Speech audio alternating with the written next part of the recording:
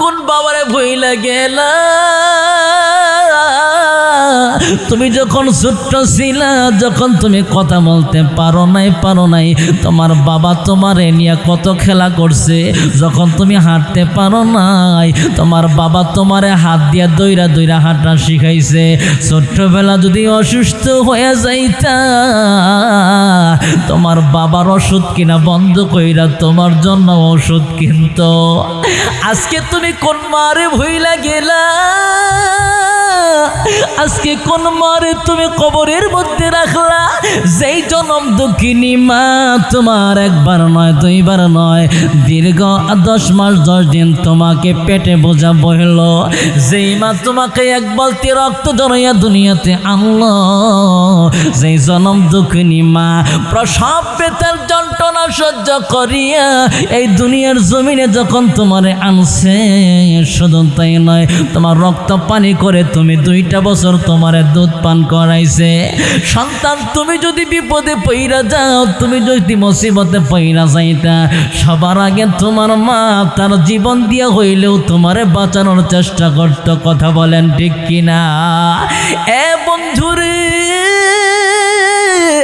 মার জন্য, মারে যদি দুনিয়াতে কেউ কষ্ট দেয়, মা কবরে চইলা গেলে মার জন্য যদি আমলটা ভালো না হয়, এ বন্ধুরে, মা বদদুয়া দিলে সন্তান কিন্তু ধ্বংস হবে। আমি আপনাদের মাঝে ছোট্ট একটা কথা বলে যাই। আল্লাহর এক বান্দা নতুন বিয়ে করেছে, কিন্তু কিছুদিন পরে বউয়ের পরামর্শে মা আর বাবারে ভুলে চলে গেল শ্বশুর বাড়ি।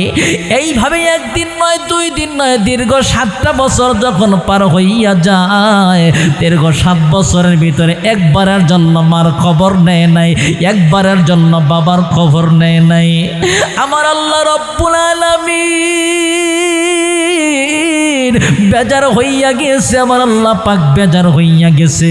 আমার আল্লাহ পাক ওই সন্তানকে এমন একটা রোগ দিছে, যে রোগের নাম হইল যৌন রোগ। জোরে বলেন কি রোগ?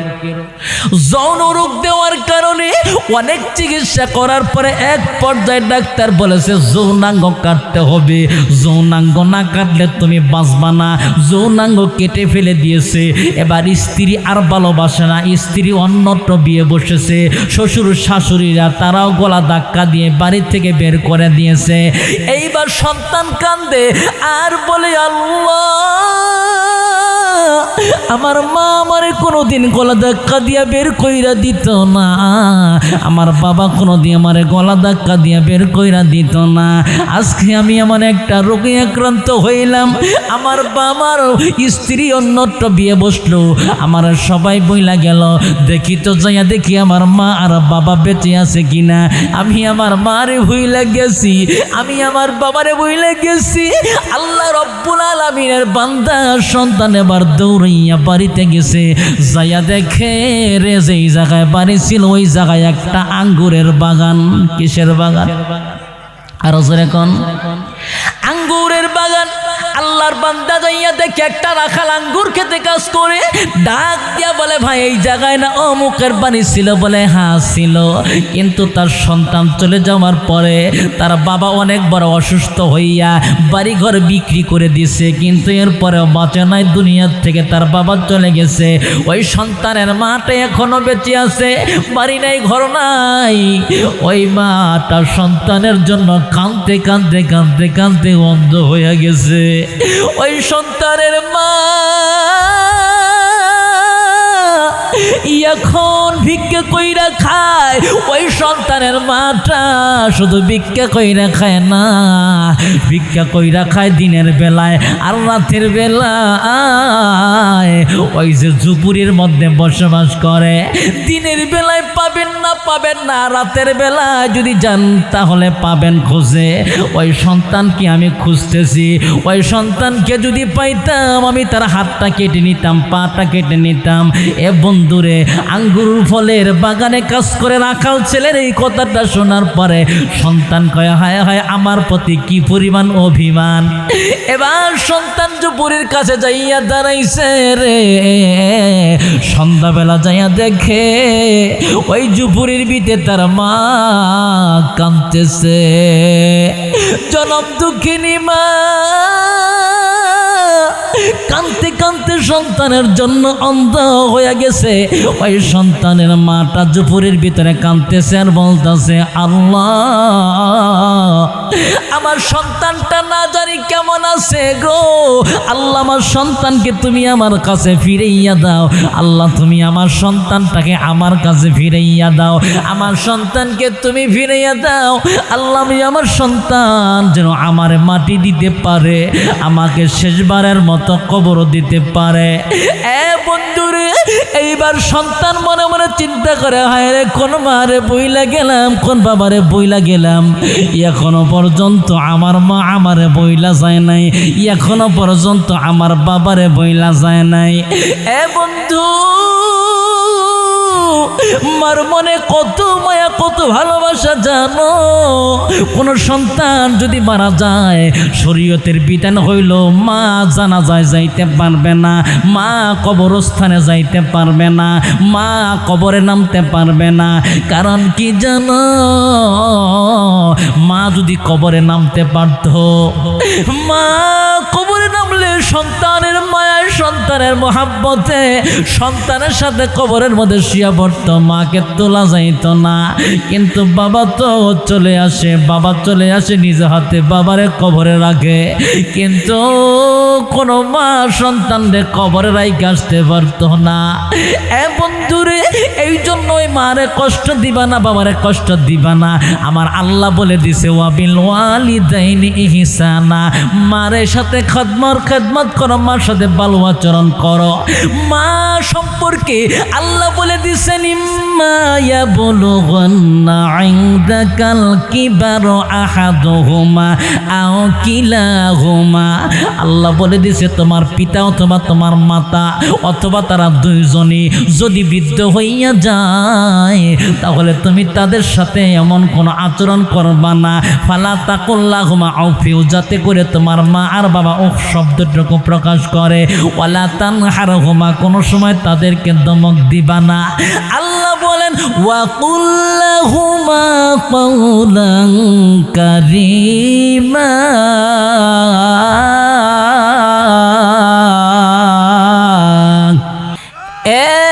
টাঙ্গাইল জেলার মানুষ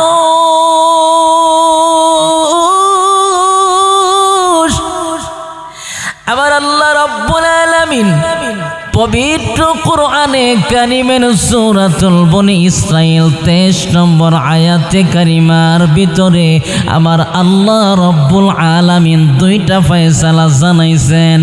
এক নাম্বার ফয়সালা হলো ওয়া ক্বাদা রাব্বুকা আল্লা তা'বুদু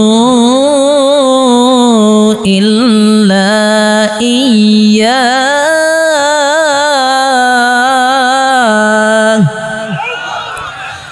আমার ভাইরা আমার বন্ধুগণ, আল্লাহ বললেন নবী গো আমি আল্লাহ রাব্বুল আলামিন সিদ্ধান্ত করে দিলাম, চূড়ান্ত ফয়সালা করে দিলাম, আমি আল্লাহ রব্বুল আলামিন জানিয়ে দিলাম, আমি আল্লাহর এক নাম্বার সিদ্ধান্ত হইল, আমি আল্লাহর এক নাম্বার ফয়সালা হইল, আমি আল্লাহ ছাড়া আর কারো ইবাদত করা যাবে না।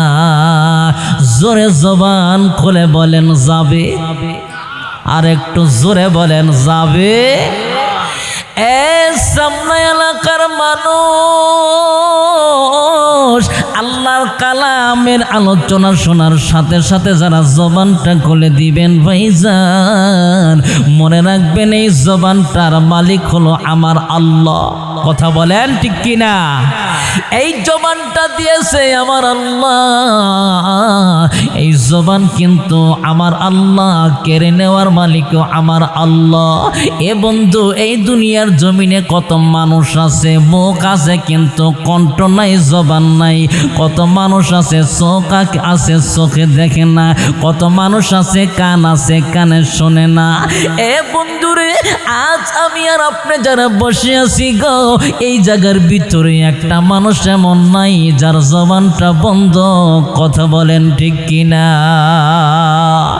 এ বন্ধুরে আমার আল্লাহ রাব্বুল আলামিন পবিত্র কোরআনে সূরাতুল বনি ইসরাইলের 23 নম্বর আয়াতে 1 নম্বর চূড়ান্ত ফয়সালা বলে দিলেন, আল্লাহ তা'বুদু ইল্লা ইয়্যা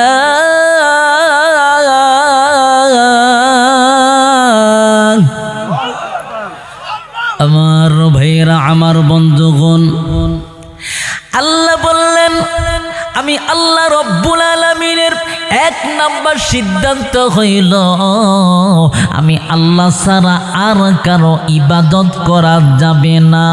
এবার বলুন তো ইবাদত করব কার? আরো জোরে কোন। আল্লাহ বললেন ওয়ামা খালাকাতুল জিন্না ওয়াল ইনসা ইল্লা লিয়াবুদুন।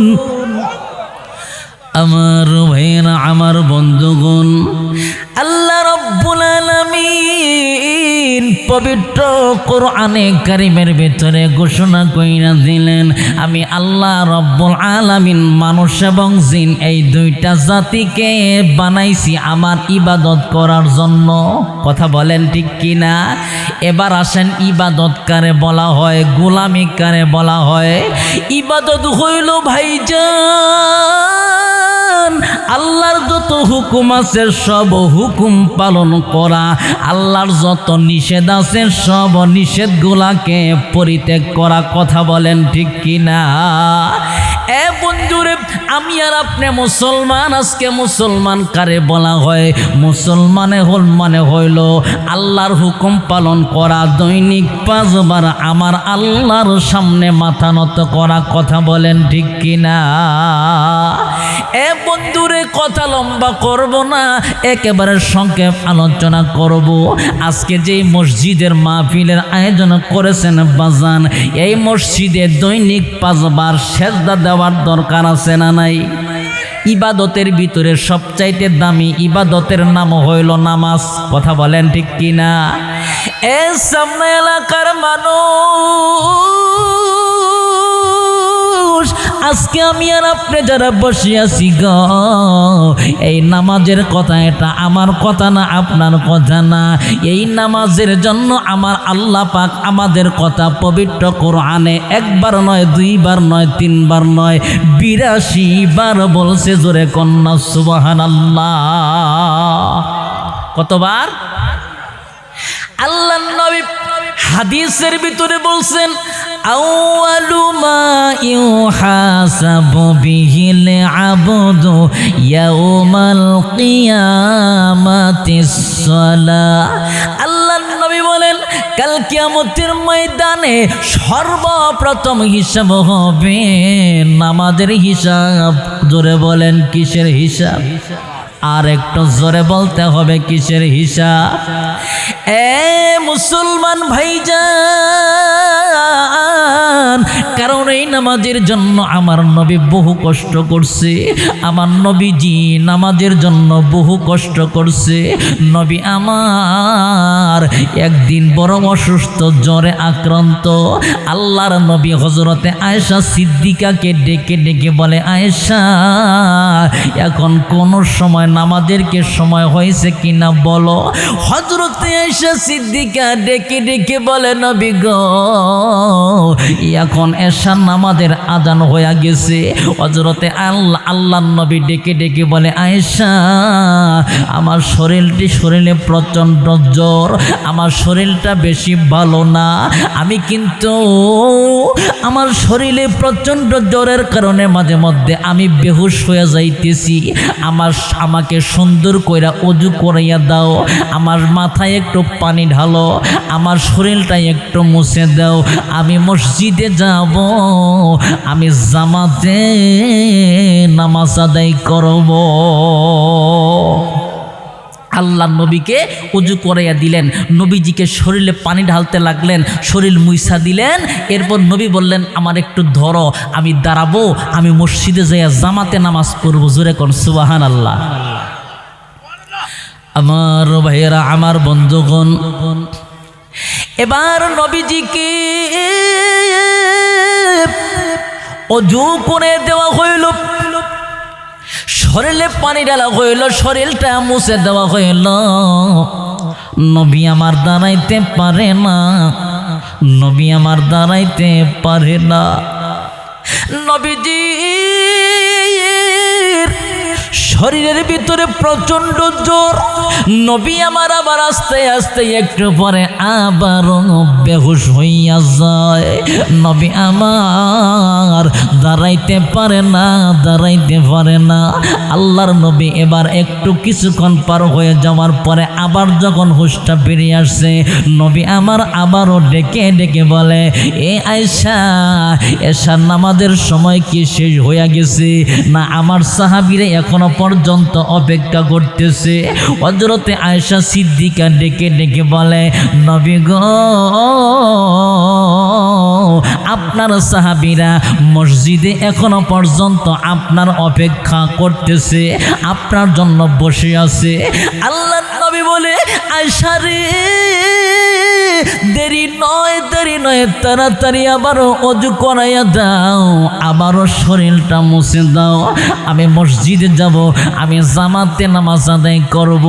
হযরতে আয়েশা আবারও অজু করাইয়া দিলেন, শরীরটা মুছে দিলেন। এবারও নবী আমার দাঁড়াইতে চেষ্টা করে, কিন্তু নবী আমার দাঁড়াইতে পারে না, দাঁড়াইতে পারে না। অনেক চেষ্টা করার পরে আবারও নবীজি জমিনের মধ্যে আবারও পড়ে যায়, আবারও বেহুশ হইয়া যায়। এ বন্ধুরে, এবার হযরতে আয়েশা সিদ্দিকা আবারও নবীর জন্য কান্না শুরু করে দেয়। এইভাবে একবার নয়, দুইবার নয়, তিনবার নয়, নবীজি চারবার বেহুশ হইয়া যায়। নবীজির যখনই হুঁশটা বেরিয়ে আসে, নবীর জবানের একটাই কথা, একটাই কথা, আয়েশা রে, নামাজ শেষ হইয়া গেছে না এখনো পর্যন্ত সময় আছে? হযরতে আয়েশা সিদ্দিকা বলে, নবী গো, আপনার সাহাবারা আপনার জন্য অপেক্ষা করতেছে, এখনো পর্যন্ত অপেক্ষা করতেছে। এবার নবী আমার ডেকে বলে, আয়েশা রে, আমার শরীরটা ভালো না, জ্বরের কারণে শরীরটা বড় দুর্বল হয়ে গেছে, আমি মনে হয় মসজিদে যাইতে পারবো না। এই আয়েশা, তোমার বাবা হযরতে আবু বকরকে খবর দাও, বলো আমার আবু বকর যেন ইমামতি কইরা নামাজটা আদায় করে নেয়। জোরে জবান খুলে বলেন সুবহানাল্লাহ। এবার হযরতে আবু বকরকে খবর দেওয়া হইল। হযরতে আবু বকর নামাজের ইমামতির মুসাল্লায় দাঁড়াইছে। হযরতে বেলাল রাদিয়াল্লাহু তাআলা আনহু চোখের পানি সেরে সেরে কান্দে আর ইকামত দেয়। এবার যখন নামাজটা শুরু হইয়া যায়, আর এইদিকে আমার নবীজি ডেকে ডেকে বলে, আয়েশা রে, কি খবর, নামাজ কি শুরু হয়েছে? বলে, হ্যাঁ নবী, শুরু হইয়া গেছে। আল্লাহর নবী ডেকে বলে, একটু মসজিদের দিকের জানালাটা শোনাইয়া দাও, দরজাটা শোনাইয়া দাও, আমি একটু মসজিদের নববীর দৃশ্যটা দেখব। নবী আমার এবার যখন জানালাটা দিয়ে তাকাইছে মসজিদের নববীর দিকে, দেখে সাহাবায়ে কেরামরা নামাজ আদায় করতেছে। আমার নবীর চোখ দিয়া পানি পড়তেছে। নবী আমার চোখের পানি ছেড়ে দিয়ে কান্দে, নবীর দাড়ি মোবারক পর্যন্ত ভিজা যায়। এবার আয়েশা ডেকে বলে, নবী গো, নবী কেন কান্দেন? আপনি কেন কাঁদেন? আপনার কান্নার কারণটা কি? বলুন, আপনার বাবার কথা কি আপনার মনে পড়ছে, না আপনার মার কথা মনে পড়েছে? কোন কারণে আপনি কাঁদেন? নবী আমার দিকে বলে, আয়েশা রে, আমার বাবার কথা মনে পড়ে নাই, আমার মার কথা মনে পড়ে নাই, আমার মনে পড়েছে ওই দিনের কথা যেই নামাজের জন্য আমি নবী তাইফের ময়দানে রক্ত জড়াইছি, যেই নামাজের ময়দানে উহুদের ময়দানে আমি দাঁত শহীদ করে দিয়েছি। আজকে সেই নামাজ আমার সাহাবায়ে কেরামরা আজ তারা নামাজে দাঁড়াইছে। আমি নবী দুনিয়াতে নাই, কিন্তু আমি নবী যেই দিন দুনিয়াতে থাকবো না ওই দিন আমার সাহাবারা আমার মন বলে এভাবেই কিয়ামত পর্যন্ত নামাজ আদায় করবে। জোরে জবান খুলে বলেন সুবহানাল্লাহ। খারাপ লাগতেছে কি কোন পিছনের ভাইয়েরা কথা কয় না, খারাপ লাগে? এবার যেই দিন দুনিয়া থেকে চিরবিদায় হইয়া চলে যাবে আমার নবীজি ওই দিনও শেষ যে বাক্যটা বলেছিল নবী আমার বলেছিল, অমা মালাকাত আইমানুকুম আসসালাত আসসালাত আসসালাত। আমার নবীজি ডেকে ডেকে বলেছিল, আমার উম্মতেরা তোমরা কোনো সময় নামাজ ছেড়ে দিও না, নামাজ ছেড়ে দিও না। আমার উম্মতেরা আমি মওতের সময় বলে গেলাম তোমরা নামাজকে ছেড়ে দিও না, নামাজ কায়েমে রাখো। জোরে জোরে কোন সুবহানাল্লাহ।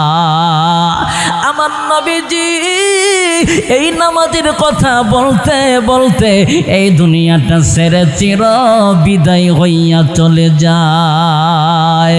আমার দিনের নবী কামলেওয়ালা নাই রে দুনিয়ায়, কথা বলেন ঠিক কিনা? আমার দিনের নবী কামলেওয়ালা ঘুমায়াছেন সোনার মদিনা। নবীজির ওফাত শুনিয়া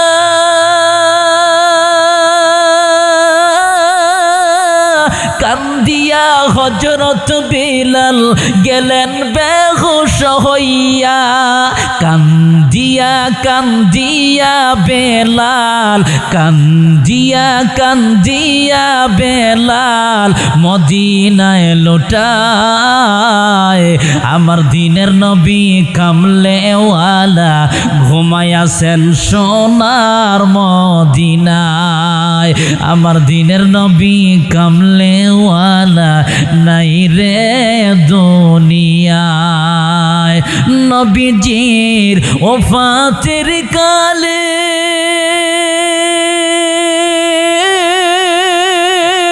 বনের পশু পাখি সবাই যে কান্দে। কান্দিয়া কান্দিয়া সবাই, কান্দিয়া কান্দিয়া সবাই ধুলাতে লুটায়। আমার দিনের নবী কামলেওয়ালা ঘুমায়াছেন সোনার মদিনায়।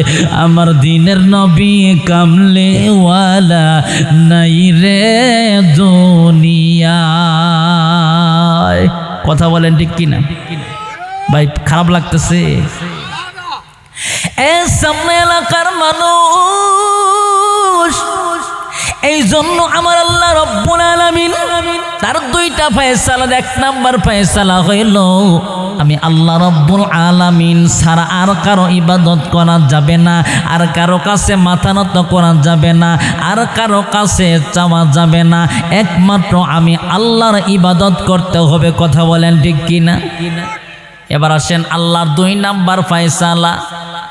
আল্লাহ বললেন আমি আল্লাহ রব্বুল আলামিনের দুই নাম্বার ফয়সালা, দুই নাম্বার সিদ্ধান্ত হইল ওয়াবিল ওয়ালিদাইনি ইহসানা।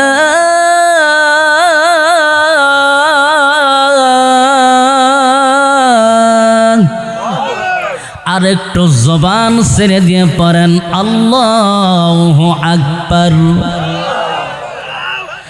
আমার ভাইয়েরা, আমার বন্ধুগণ, আল্লাহ বললেন আমি আল্লাহ রব্বুল আলামিন আমার 2 নাম্বার সিদ্ধান্ত জানিয়ে দিলাম। 2 নাম্বার সিদ্ধান্ত হইল আমি আল্লাহর ইবাদতের পরে তুমি তোমার পিতা মাতার খেদমত করো, পিতা মাতার সেবা করো, পিতা মাতার সাথে ভালো আচরণ করো।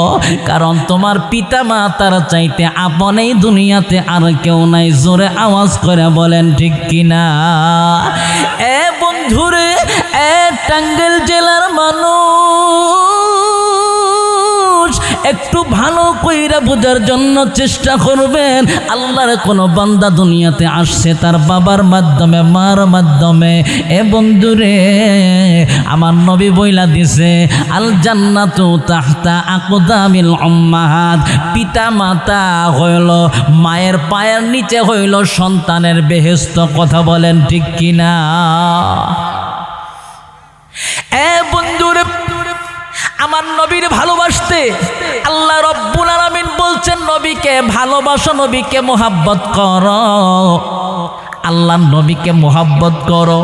আর আমার নবী বলছে আমি নবীর চাইতে, সাক্ষাতের চাইতে, আমি নবীর সামনাসামনি আমার নবীর সাথে দেখা করার চাইতে পিতা মাতার খেদমত করো। শুধু তাই নয়, আমার নবী যখন উহুদের ময়দানে, আমার নবী যখন উহুদের ময়দানে তার দাঁত শহীদ করে দিয়েছিল, আমার নবীজির একটা দাঁত যখন উহুদের ময়দানে নবীজির যখন দাঁত পড়ে গিয়েছিল, নবীর দাঁত যখন শহীদ হয়ে গিয়েছিল, নবীর একজন সাহাবী, আল্লাহ নবীর জামানার একজন সাহাবী, যার নাম হইল হযরতে ওয়াইস করুনী রাদিয়াল্লাহু তাআলা আনহু। হযরতে ওয়াইস করুনী নাম শুনছেন আপনারা? হযরতে ওয়াইস করুনী আমার নবীজির জামানায়, আমার নবীর জামানার সাহাবী। কিন্তু হযরতে ওয়াইস করুনী আমার নবীকে দেখতে বড় মন চায়, আমার নবীর কাছে যাইতে মন চায়, কিন্তু নবী আমার বলে না, না আগে আসতে পারবা না, আগে আসার দরকার নাই, কারণ তোমার মা তো অসুস্থ। আল্লাহ নবীর হযরতে ওয়াইস করুনী কেমন ভালোবাসছে। নবীজি উহুদের ময়দানে দাঁত শহীদ করে দিয়েছে। নবী আমার যখন দাঁত শহীদ করে দেওয়া হয়েছে, নবীজি যুদ্ধের ময়দানে, উহুদের যুদ্ধের ময়দানে যখন তার দাঁত পড়ে গেছে, এই খবরটা যখন ওয়াইস করুনীর কাছে পৌঁছিয়া গেছে, হযরতে ওয়াইস করুনী একটা ডাক দিয়া বলে, এ দুনিয়ার মানুষ, আমার নবীর দাঁত যদি পড়ে যাইয়া থাকে, আমি ওয়াইস করুনী আমার মুখে দাঁত কেমনে রাখবো? আমার নবীর দাঁত নাই, আমি দাঁত রাখবো কেমনে? আমার দাঁত রাখা তো ঠিক হবে না। হযরতে ওয়াইস করুনী তার দাঁতগুলা আস্তে আস্তে ভাঙতে শুরু করে, জোরে চিৎকার করে কন্যা সুবহানাল্লাহ। সব দাঁত ভাঙা ফেলাই দিছে। কি করছে? সব দাঁত ভাঙা ফেলাই দিছে। এই ওয়াইস করুনী এত ভালোবাসছে নবীরে, নবীরে খবর দিছে, নবী গো আমি আপনার সাথে দেখা করতে আসতে চাই, কিন্তু আমার মা খুব অসুস্থ, আমার মায়ের কথা বললেন না ভাই, আমার মা খুব অসুস্থ, এই জন্য আমি আসতে পারি না, মায়ের সেবা করতে হয়, মা তো অনেক অসুস্থ। আমার ভাইয়েরা, আমার বন্ধুগণ, আল্লাহ নবী ডাক দিয়ে বললেন, সাহাবী আমার ওয়াইস করুনীকে খবর দাও, আমার ওয়াইস করুনীকে জানাইয়া দাও, আমার ওয়াইস করুনী যেন তার মার খেদমত করে, তার মার সেবা করে, তার মার খেদমত করুক। আমার ওয়াইস করুনী যেন আমার কাছে দেখা করতে না আসে, আমার সাথে দেখা করতে আসলে ওয়াইস করুনীর মায়ের বড় কষ্ট হবে। আমার চাইতে ওয়াইস করুনীর কাছে তার মার মর্যাদাটা বেশি দিতে হবে, কারণ আমি নবীর চাইতে মার দাম একবারে কম নয়। সন্তানের কাছে তার মার মর্যাদা অনেক বেশি। জোরে চিল্লায় কন্যা সুবহানাল্লাহ। আল্লাহ নবী যুদ্ধের ময়দানে যাবে। নবী আমার এবার যখন যুদ্ধের ময়দানে যাবে, এই খবরটা হযরতে ওয়াস করণীর কাছে যখন পৌঁছিয়া গেছে, হযরতে ওয়াস করণী এবার নবীর কাছে খবর দিছে, নবী গো আমি যুদ্ধে যাইতে চাই, আপনার সাথে যুদ্ধে যাব। নবী গো আমার অনুমতি দেন, আমি আপনার সাথে যুদ্ধে যাব। কিন্তু নবী আমার ডেকে ডেকে বলে, খবর দাও ওয়াস করণীকে জানাইয়া দাও, না না না যুদ্ধে যাওয়ার দরকার নাই। আমি নবীর সাথে যুদ্ধে যাইয়া যে সওয়াব কামাই করবে, তার চাইতে মায়ের খেদমত করলে তার চাইতে বেশি সওয়াব হযরতে ওয়াস করণী পাইয়া যাবে। জোরে চিৎকার করে কোন সুবহানাল্লাহ। মায়ের খেদমত করতে যাইয়া হযরতে ওয়াস করণী যাইতে পারে না নবীর দরবারে, নবীর সাথে দেখা করতে যাইতে পারে না, হযরতে ওয়াস করণী যাইতে পারে না। হযরতে ওয়াস করণী মার সেবা করে, মার খেদমত করে, যুদ্ধেও যাইতে পারে নাই, আমার নবীর সাথে দেখাও করতে পারে নাই। শুধু মনের মধ্যে বিরহ জ্বালা, আমার নবী না জানি কেমন নবীর সাথে দেখা করব, আমি আমার নবীকে এক নজর দেখব। জোরে চিল্লায়া কন্যা সুবহানাল্লাহ। এ বন্ধুরে, আমার নবী যখন দুনিয়া থেকে চিরবিদায়ী হইয়া চলে যাবে, নবীজির ইন্তেকালের কিছুদিন আগে, নবী আমার মৃত্যুর আগে হযরতে ওমর রাদিয়াল্লাহু তাআলা আনহুকে ডেকে ডেকে বলল, এ হযরতে ওমর, ভালো কইরা শুনে নাও, ভালো কইরা শুনে নাও, আমার একজন আশেক আছে, আমার একজন আশেক উম্মত আছে, আমার একজন আশেক পাগল একজন সাহাবী আছে, যার নাম হইল ওয়াস করণী। মায়ের খেদমত করার জন্য আমার সাথে এখনো পর্যন্ত দেখা করতে পারে নাই। মার খেদমত করতে হয়, মার কাপড় চোপড় ধুইতে হয়, মাকে গোসল ধুইয়া দিতে হয়, মাকে খাওয়াইয়া দিতে হয়। আমার সাহাবী আমার সাথে যুদ্ধেও যাইতে পারে নাই, আমার সাথে দেখাও করতে পারে নাই। আমি মনে হয় বেশি দিন বাঁচব না দুনিয়ার জমিনে, বেশি দিন আর থাকবো না রে ওমর। আমার সাথে মনে হয় হযরতে ওয়াস করণীর দেখা হবে না। এ ওমর তুমি জানাইয়া দিও, তা আমি যখন মারা গেলে, আমি মারা যাওয়ার পরে আমার ওয়াস করণীকে খবর দিও, জানাইয়া দিও, ওয়াস করণী যেন তার মা মৃত্যুর আগে আমার কবর জিয়ারত করতেও না আসে। মা মারা গেলে ওয়াস করণীর মা যেদিন দুনিয়া থেকে বিদায় হইয়া চলে যাবে, তখন যেন আসে।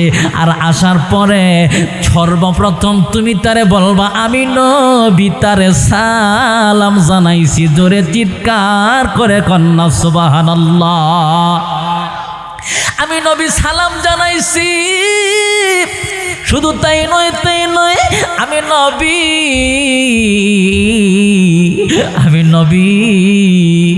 আমি নবীর একটা কথা তুমি তারে জানাবা, আর বলবা, ও ওমর তুমি তোমার নিজের জন্য দোয়া নিবা ওয়াস করণীর কাছ থেকে, আর আমার এতিম উম্মতের জন্য দোয়া করতে বলবা। কেন দোয়া করতে বলবা, আর কেন তুমি ওমর দোয়া নিবা জানো গো, জেনে নাও। আমি নবী বলে দিলাম, কোন সন্তান যখন মার খেদমত করে, বাবার খেদমত করে, ওই মানুষটার জবানটা আমার আল্লাহ এমন জবান বানাইয়া দেয়, ওই সন্তান যদি আল্লাহ রব্বুল আলামিনের দরবারে হাত বাড়াইয়া দোয়া কইরা বলে, আল্লাহকে আল্লাহ বইলা ডাক দিয়া যদি কোনো মোনাজাত করে, মোনাজাত করতে দেরি হয় কিন্তু কবুল হইতে দেরি হয় না। জোরে জবান খুলে দিয়া বলেন সুবহানাল্লাহ। রহমাতুল লিল আলামিন নবী, রহমাতুল লিল আলামিন নবী, কোরআনে প্রমাণ, উম্মত বিনে কে বুঝিবে আমার দয়ার নবীর শান। সম্মান। কথা বলেন ঠিক কিনা? নবী আমার মদিনারি বুলবুল, আমার আল্লাহ ভালোবেসে নামটি দিলেন হাবিবে রাসূল। আল্লাহু আকবার। নবী আমার মদিনারি বুলবুল, আমার আল্লাহ প্রেম করিয়া নামটি দিলেন মুহাম্মদ রাসূল। ওই নবীকে ভুল বুঝিলে, ওই নবীকে না মানিলে থাকবে না ঈমান। উম্মত বিনে কে বুঝিবে আমার দয়ার নবীর শান, আশিক বিনে কে বুঝিবে আমার দয়ার নবীর শান। এ সামনে এলাকার মানুষ, কোন সন্তান যদি ভালো আমল করে, আজকে যার বাবা আছে মা আছে, মার খেদমত করবেন। মার সম্পর্কে নবী বলছে হুমা জান্নাতুকা ওয়া নারুকা, পিতা মাতাই হলো তোমার জান্নাত, পিতা মাতাই হলো তোমার জাহান্নাম। পিতা মাতা খুশি, তোমার জন্য জান্নাতের দরজাটা খোলা, পিতা মাতা বেজার, তোমার জন্য জাহান্নামের দরজাটা বন্ধ। জোরে আওয়াজ করে বলেন ঠিক কিনা? হাদিসের ভিতর আসছে যাদের পিতামাতা আছে খেদমত করবেন, এই বিষয়ে বলা হয়। জানেন পিতামাতা যাদের নাই, কিতাবের ভিতর আসছে যে সন্তান যদি কোনো ভালো আমল করে, আল্লাহ রাব্বুল আলামিন এই ভালো আমলগুলার কারণে পিতামাতার কবরকে আল্লাহ জান্নাতের বাগান বানায় দেয়। জোরে কোন সুবহানাল্লাহ। আর একটু জোরে কোন সুবহানাল্লাহ। হযরত শায়েখ আল্লামা জাকারিয়া রহিমাহুল্লাহু তাআলা, আল্লাহ পাকের একজন বান্দা, তার এক কিতাবের ভিতরে লিখছেন যে আল্লাহর এক ওলি একবার গুরুস্থানের পাশ দিয়া যাইতেছেন। কিসের পাশ দিয়া? গুরুস্থানের পাশ দিয়া যাইতেছেন। আল্লাহর ওলি গুরুস্থানের পাশে দাঁড়ায়া একবার সূরা ইয়াসিন, সূরা ফাতিহা, সূরা ইখলাস পড়ে দোয়া করে চলে গেছেন। জোরে বলেন সুবহানাল্লাহ। চলে যাবার পরে পরের দিন রাতের বেলা যখন ঘুমাইছে, কি করছে? রাতের বেলা যখন ঘুমাইছে, ঘুমের ঘরে স্বপ্ন যুগে দেখে আল্লাহ রাব্বুল আলামিন তিনি দিনের বেলায় গুরুস্থানের পাশে দাঁড়ায়া যেই কোরআনের আয়াত তেলাওয়াত করেছেন, যেই যাহা কিছু তেলাওয়াত করেছেন, এর সওয়াবগুলা ফেরেশতারা যারা মারা গেছেন তাদেরকে লাইন ধরে বিতরণ করতেছে। জোরে বলেন সুবহানাল্লাহ। আমার ভাইয়ারা, আমার বন্ধুগণ, এবার আল্লাহর ওলি স্বপ্ন যুগে দেখে আল্লাহ রাব্বুল আলামিনের বান্দা দিনের বেলায় যে সূরা ইয়াসিন পড়ছে, সূরা ফাতিহা, অন্যান্য সূরা পড়ছে, আর সেই তেলাওয়াতের যে সওয়াব হয়, নেকি হয়, সেই নেকিগুলা স্বপ্ন যুগে আল্লাহর বান্দা ঘুমের মধ্যে দেখে একজন ফেরেশতা গুরুস্থানের পাশে দাঁড়াইছে নেকি নিয়া, আর কবরবাসীওয়ালারা দাঁড়াইছে নেকি নেওয়ার জন্য লাইন ধরে। কিন্তু একটা আশ্চর্যের ঘটনা হলো, আল্লাহর ওলি তাকাইয়া দেখেন, আল্লাহর ওলি তাকাইয়া দেখেন একটা মহিলা কবরের মধ্যে শুয়ে রইছে, লাইনের মধ্যে দাঁড়ায় না। আল্লাহর ওলি ওই মহিলাকে জিজ্ঞাসা করছে, মা গো, তোমার কি নেকির প্রয়োজন নাই? তুমি কেন নেকির লাইনে দাঁড়াও না? কারণটা কি বলো? আল্লাহর ওলি এই কথা বলার পরে ওই মহিলাটা ডেকে বলে, হুজুর, দুনিয়াতে আমার একটা নেককার সন্তান আছে, আমার নেক সন্তানটা কোরআন পড়ে, আর সেই কোরআনের নেকি প্রতিদিন আমার কবরে চলে আসে। জোরে চিৎকার করে কোন সুবহানাল্লাহ। আল্লাহর ওলি ডাক দিয়া বলে, মা গো, তোমার সন্তানের নাম কি?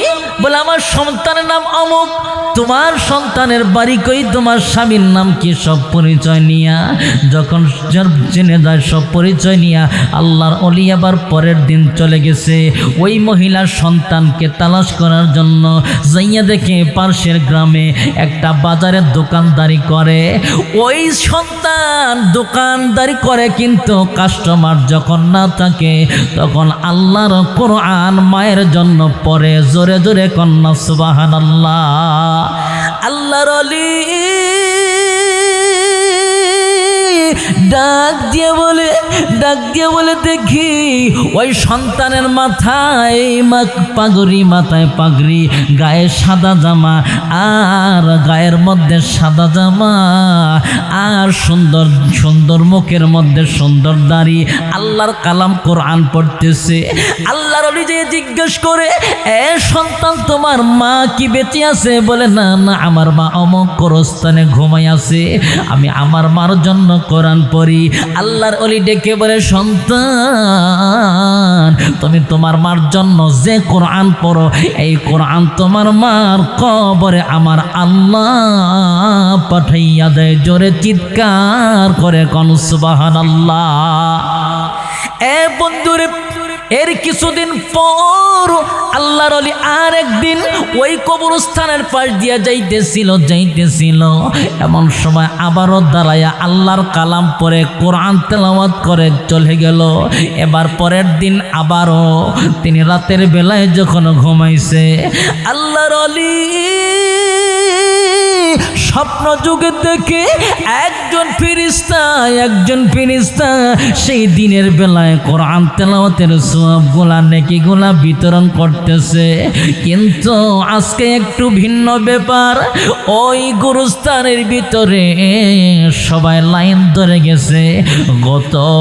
গত টার্মে যেই মহিলাটা লাইনের মধ্যে দাঁড়ায় নাই, কিন্তু এইবার এই মহিলাটা সবার আগে লাইনে ধরছে, সবার আগে লাইনে দাঁড়াইছে নেকির জন্য। আল্লাহর ওলি ডাক দিয়ে বলে, মাগো আপনি কেন লাইনে দাঁড়াইছেন? আপনি তো বলছিলেন আপনার সন্তান কোরআন তেলাওয়াত করে, সেই সব আপনার কবরে যায়। মহিলা কান্দি আর বলে, হুজুর, যখন আকাশে সূর্য ওঠে তামাম পৃথিবীটা যেমন আলোকিত হইয়া যায়, কোনো সন্তান, কোনো মানুষ যদি কবরবাসীর জন্য কোরআন তেলাওয়াত করে, ওই কবরওয়ালা, ওই কবরবাসীর কবরটা আমার আল্লাহ আলোকিত বানাইয়া দেয়। আমার সেই সন্তানটা গত 7 দিন পর এই দুনিয়া থেকে চিরবিদায়ী হইয়া চলে গেছে। আর আজকে আমার কবরে কোনো নেকি আসে না, আমার কবর আর আলোকিত হয় না। এই জন্য আজকে আমি নেকির জন্য লাইনে দাঁড়াইয়া গেছি। জোরে জবানটা খুলে বলেন আল্লাহু আকবার। এ মাহারা সন্তান, এ বাবা হারা সন্তান, কার বাবা নাই মা নাই, আজ থেকে নিয়ত করা বাবার জন্য কোরআন পড়ব, মার জন্য কোরআন পড়ব, বাবার জন্য দোয়া করব, মার জন্য দোয়া করব। কারণ কোন বাবারে ভইলা গেলা, তুমি যখন ছোট্ট ছিলা, যখন তুমি কথা বলতে পারো নাই, তোমার বাবা তোমারে নিয়ে কত খেলা করছে। যখন তুমি হাঁটতে পারো নাই, তোমার বাবা তোমারে হাত দিয়ে দইরা হাঁটা শিখাইছে। ছোট্টবেলা যদি অসুস্থ হয়ে যাইতা, তোমার বাবার ওষুধ কিনা বন্ধ কইরা তোমার জন্য ওষুধ কিনতো। আজকে তুমি কোন মারে ভইলা গেলা? আজকে কোন মারে তুমি কবরের মধ্যে রাখলা? যেই জনম দুঃখিনী মা তোমার একবার নয়, দুইবার নয়, দীর্ঘ 10 মাস 10 দিন তোমাকে পেটে বোঝা বইল। যেই মা তোমাকে এক বালতি রক্ত জড়াইয়া দুনিয়াতে আনলো, যেই জনম দুঃখিনী মা প্রসব পেটের যন্ত্রণা সহ্য করিয়া এই দুনিয়ার জমিনে যখন তোমারে আনছে, শুধু তাই নয়, তোমার রক্ত পানি করে তুমি 2টা বছর বছর তোমারে দুধ পান করাইছে। সন্তান তুমি যদি বিপদে পইরা যাও, তুমি যদি মুসিবতে পইরা যাইতা, সবার আগে তোমার মা তার জীবন দিয়ে হইলেও তোমারে বাঁচানোর চেষ্টা করত। কথা বলেন ঠিক কিনা? এ বন্ধুরে, মার জন্য, মার যদি দুনিয়াতে কেউ কষ্ট দেয়, মা কবরে চইলা গেলে মার জন্য যদি আমলটা ভালো না হয়, এ বন্ধুরে, মা বদদুয়া দিলে সন্তান কিন্তু ধ্বংস হবে। আমি আপনাদের মাঝে ছোট্ট একটা কথা বলে যাই। আল্লাহর এক বান্দা নতুন বিয়ে করেছে, কিন্তু কিছুদিন পরে বউয়ের পরামর্শে মা আর বাবারে ভুলে চলে গেল শ্বশুর বাড়ি। এইভাবে একদিন নয়, 2 দিন নয়, দীর্ঘ 7টা বছর যখন পার হইয়া যায়, দীর্ঘ 7 বছরের ভিতরে একবারের জন্য মার খবর নেয় নাই, একবারের জন্য বাবার খবর নেয় নাই। আমার আল্লাহ রব্বুল আলামিন বেজার হইয়া গেছে, আমার আল্লাহ পাক বেজার হইয়া গেছে। আমার আল্লাহ পাক ওই সন্তানকে এমন একটা রোগ দিছে, যে রোগের নাম হইল যৌন রোগ। জোরে বলেন কি রোগ? যৌন রোগ দেওয়ার কারণে অনেক চিকিৎসা করার পরে এক পর্যায়ে ডাক্তার বলেছে যৌনাঙ্গ কাটতে হবে, যৌনাঙ্গ না কাটলে তুমি বাঁচবা না। যৌনাঙ্গ কেটে ফেলে দিয়েছে। এবার স্ত্রী আর ভালোবাসে না, স্ত্রী অন্যত্র বিয়ে বসেছে। শ্বশুর শাশুড়িরা তারাও গলা ধাক্কা দিয়ে বাড়ি থেকে বের করে দিয়েছে। এইবার সন্তান কান্দে আর বলে, আল্লাহ, আমার মা আমারে কোনোদিন গলা ধাক্কা দিয়া বের কইরা দিত না, আমার বাবা কোনোদিন আমারে গলা ধাক্কা দিয়া বের কইরা দিত না। আজকে আমি এমন একটা রোগে আক্রান্ত হইলাম, আমার বাবার স্ত্রী অন্যত্র বিয়ে বসলো, আমার সবাই বইলা গেল। দেখি তো যাইয়া দেখি আমার মা আর বাবা বেঁচে আছে কিনা। আমি আমার মারে ভুইলা গেছি, আমি আমার বাবারে ভুইলা গেছি। আল্লাহ রব্বুল আলামিনের বান্দা সন্তান এবার দৌড়াইয়া বাড়িতে গেছে, যাইয়া দেখে রে যেই জায়গায় বাড়ি ছিল ওই জায়গায় একটা আঙ্গুরের বাগান। কিসের বাগান? আরো জোরে কোন? আঙ্গুরের বাগান। আল্লাহর বান্দা যাইয়া দেখে একটা রাখাল আঙ্গুর খেতে কাজ করে, ডাক দিয়া বলে, ভাই এই জায়গায় না অমুকের বাড়ি ছিল? বলে হ্যাঁ ছিল, কিন্তু তার সন্তান চলে যাওয়ার পরে তার বাবা অনেক বড় অসুস্থ হইয়া বাড়িঘর বিক্রি করে দিছে, কিন্তু এরপরেও বাঁচে নাই, দুনিয়ার থেকে তার বাবা চলে গেছে।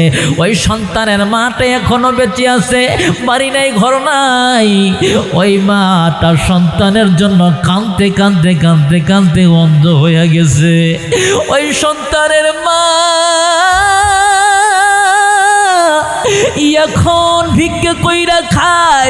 ওই সন্তানের মাটা শুধু ভিক্ষা কইরা খায় না, ভিক্ষা কইরা খায় দিনের বেলায়, আর রাতের বেলায় ওই যে ঝুপুরির মধ্যে বসবাস করে। দিনের বেলায় পাবেন না, রাতের বেলায় যদি যান তাহলে পাবেন খুঁজে। ওই সন্তানকে আমি খুঁজতেছি, ওই সন্তানকে যদি পাইতাম আমি তার হাতটা কেটে নিতাম, পাটা কেটে নিতাম। এ বন্ধুরে, আঙ্গুর ফলের বাগানে কাজ করে রাখাল ছেলের এই কথাটা শোনার পরে সন্তান কয়, হায় হায়, আমার প্রতি কি পরিমাণ অভিমান। এবার সন্তান জুপুরির কাছে যাইয়া দাঁড়াইছে রে, সন্ধ্যাবেলা যাইয়া দেখে ওই জুপুরির ভিতরে তার মা কাঁদতেছে। জনম দুঃখিনী মা কাঁদতে কাঁদতে সন্তানের জন্য অন্ধ হয়ে গেছে। ওই সন্তানের মাটা জুপুরির ভিতরে কাঁদতেছে আর বলতেছে, আল্লাহ, আমার সন্তানটা না জানি কেমন আছে গো। আল্লাহ, আমার সন্তানকে তুমি আমার কাছে ফিরাইয়া দাও। আল্লাহ, তুমি আমার সন্তানটাকে আমার কাছে ফিরাইয়া দাও, আমার সন্তানকে তুমি ফিরাইয়া দাও। আল্লাহ, আমি আমার সন্তান যেন আমার মাটি দিতে পারে, আমাকে শেষবারের মতো কবর দিতে পারে। এ বন্ধুরে, এইবার সন্তান মনে মনে চিন্তা করে, হায় রে, কোন মারে বইলা গেলাম, কোন বাবারে বইলা গেলাম, এখনো পর্যন্ত আমার মা আমারে বইলা যায় নাই, এখনো পর্যন্ত আমার বাবারে বইলা যায় নাই। এ বন্ধু, মার মনে কত মায়া কত ভালোবাসা জানো। কোন সন্তান যদি মারা যায় শরীয়তের বিধান হইল মা জানাজায় যাইতে পারবে না, মা কবরস্থানে যাইতে পারবে না, মা কবরে নামতে পারবে না। কারণ কি জানো, মা যদি কবরে নামতে পারত, মা কবরে নামলে সন্তানের মায়ায় সন্তানের মহাব্বতে সন্তানের সাথে কবরের মধ্যে শুয়ে পড়ত, মাকে তোলা যাইত না। কিন্তু বাবা তো চলে আসে, বাবা চলে আসে নিজ হাতে বাবারে কবরে রাখে, কিন্তু কোনো মা সন্তানরে কবরে রাইখে আসতে পারত না। এ বন্ধুরে, এই জন্যই মারে কষ্ট দিবা না, বাবারে কষ্ট দিবা না। আমার আল্লাহ বলে দিছে ওয়াবিল ওয়ালিদাইনি ইহসানা, মারের সাথে খেদমত করো, মার সাথে ভালো আচরণ করো। মা সম্পর্কে আল্লাহ বলে দিছেন ইম্মা ইয়াবলুগান্না ইনদাকাল কিবারু আহাদুহুমা আও কিলাহুমা, আল্লাহ বলে দিছে তোমার পিতা অথবা তোমার মাতা অথবা তারা দুইজনই যদি বৃদ্ধ হইয়া যায় তাহলে তুমি তাদের সাথে এমন কোনো আচরণ করবা না, ফালা তাকুল্লাহুমা আউফিউ, যাতে করে তোমার মা আর বাবা উফ শব্দটুকু প্রকাশ করে, ওয়ালা তানহারহুমা, কোনো সময় তাদেরকে ধমক দিবা না। আল্লাহ বলেন ওয়াকুল্লাহুমা কাওলান